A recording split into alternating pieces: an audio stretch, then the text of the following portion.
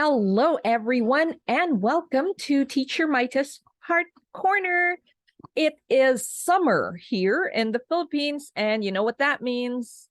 Curriculum building time. So it's that time of the year where we teachers do our curriculum stuff or things behind the scenes that you do for the coming school year. I build all my things, modify, and whatever else I need way ahead of time. You know why? Because for one thing, I need to make sure that all my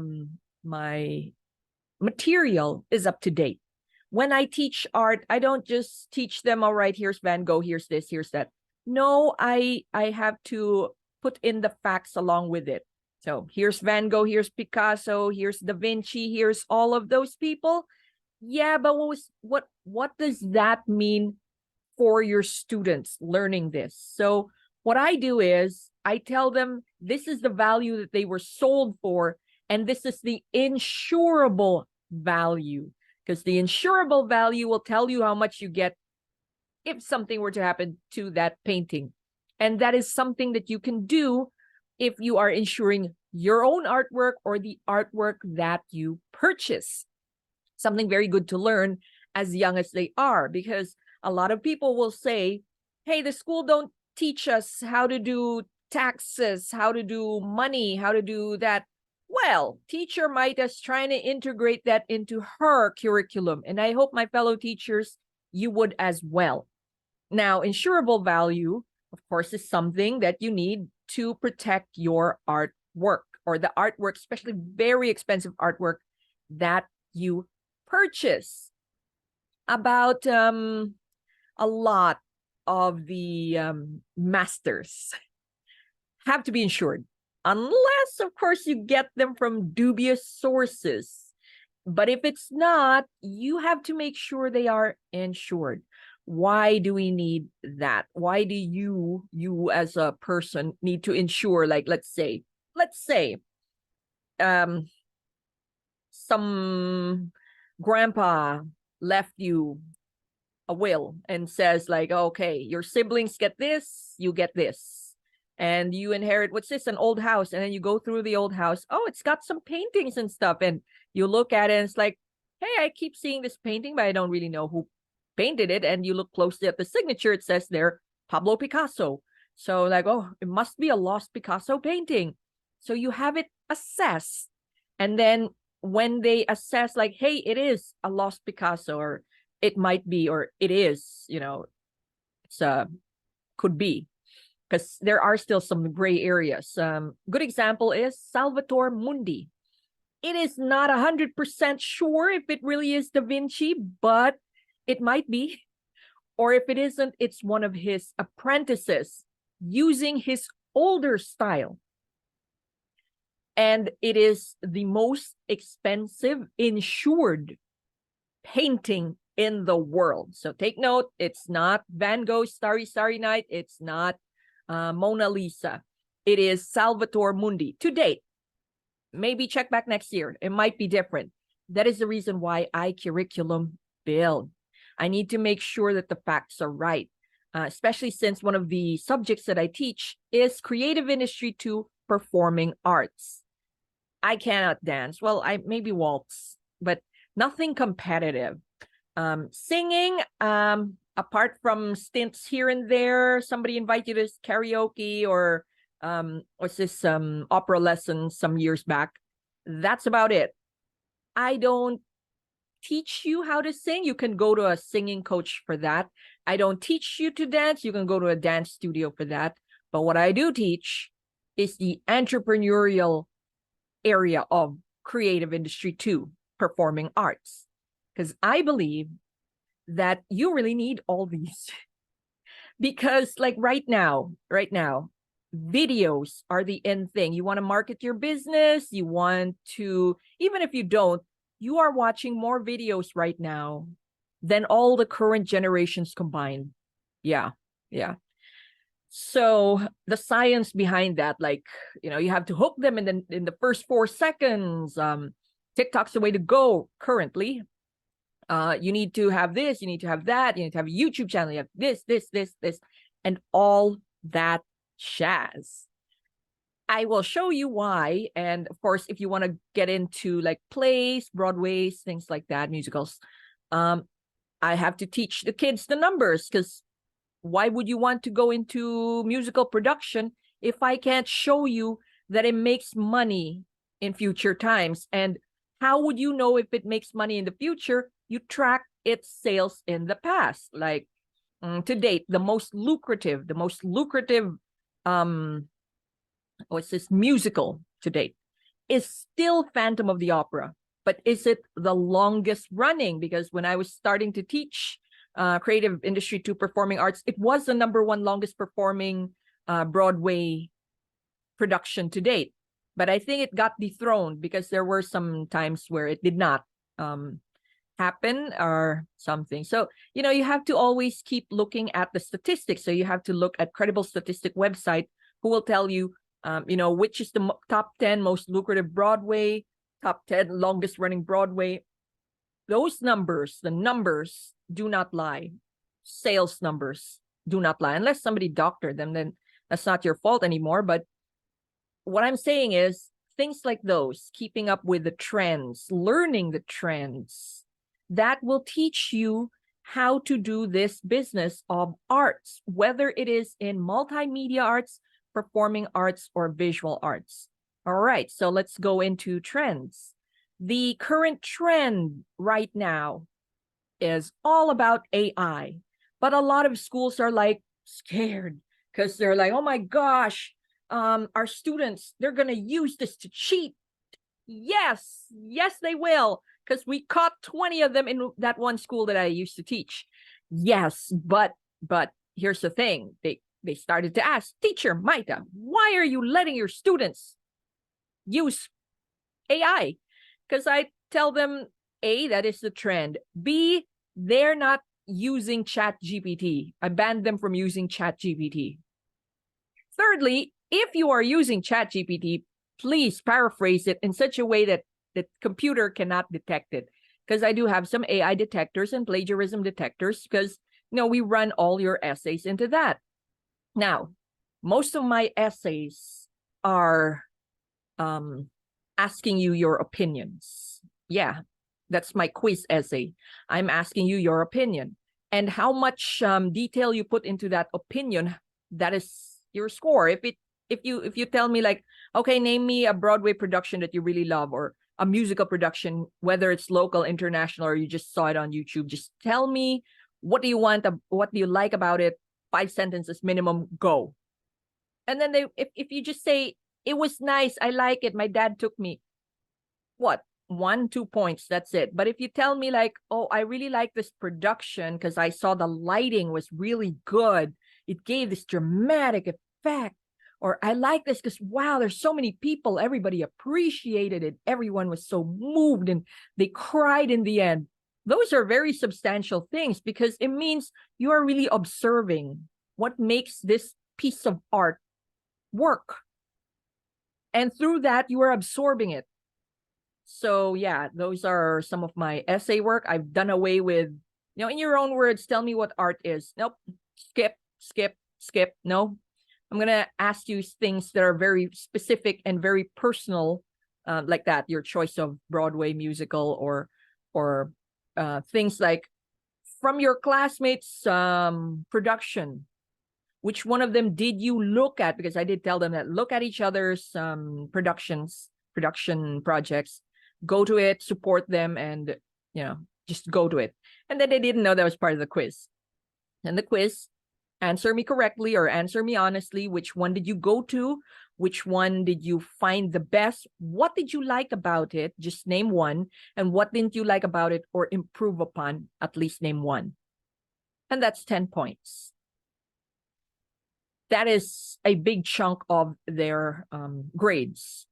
It's like, why? It's just their opinion. Yes, it is their opinion, because I'm teaching art, and art is very subjective. If you cannot convince your fellow classmates how good your production is, then you can't convince anyone else.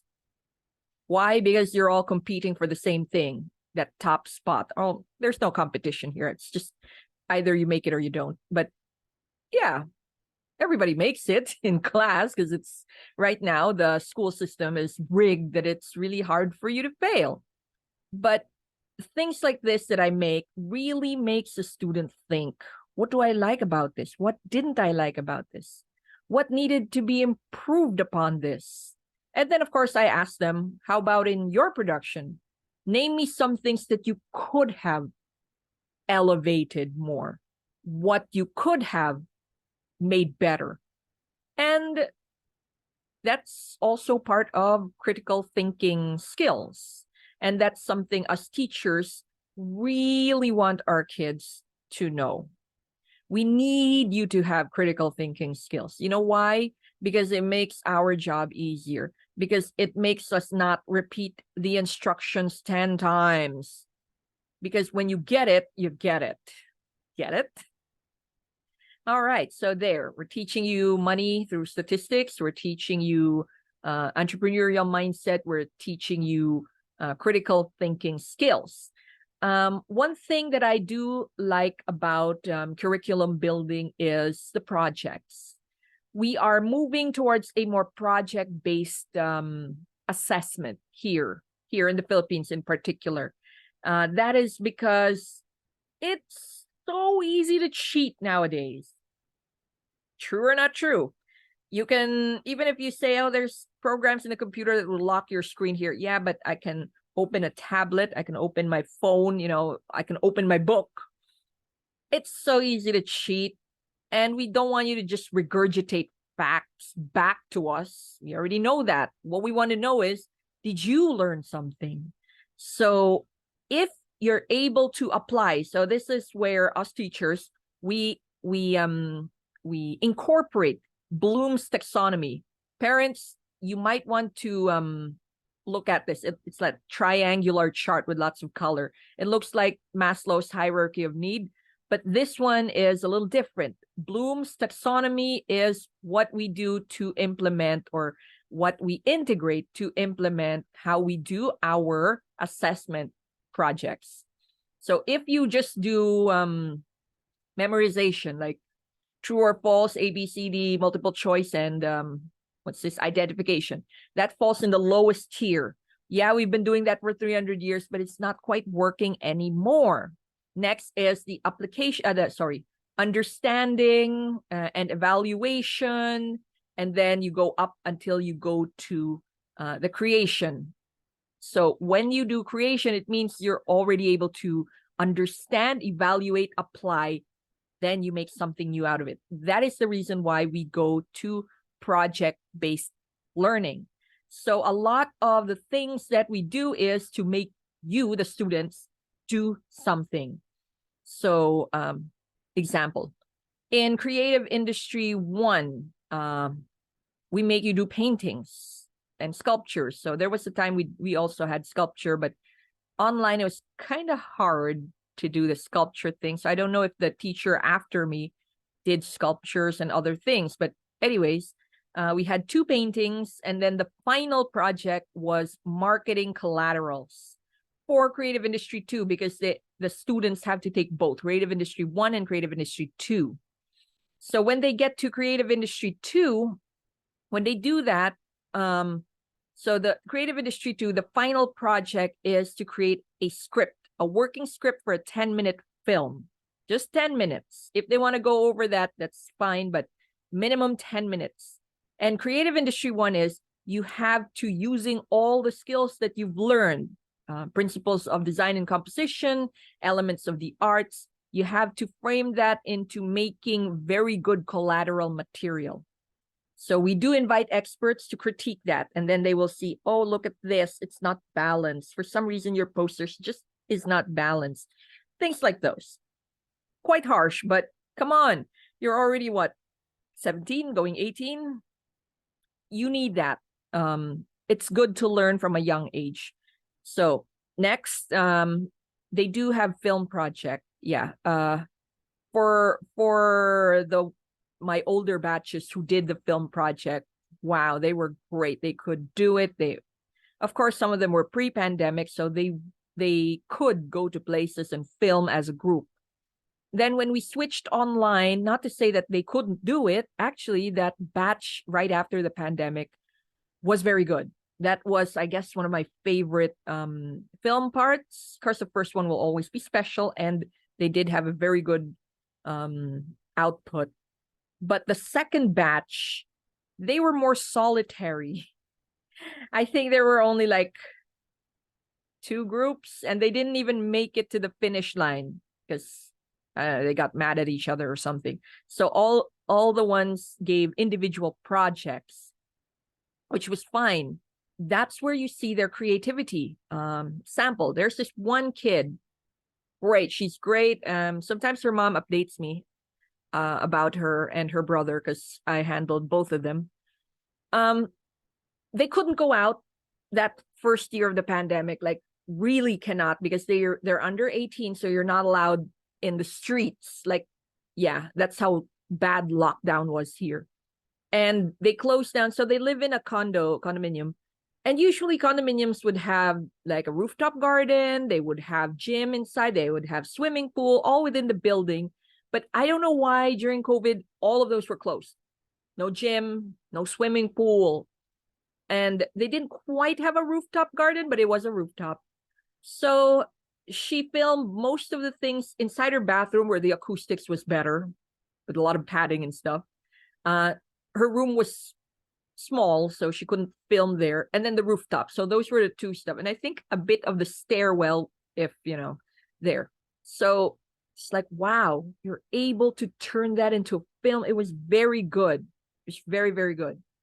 And then my students started animation. So a lot of them started animation then, which is really, really good.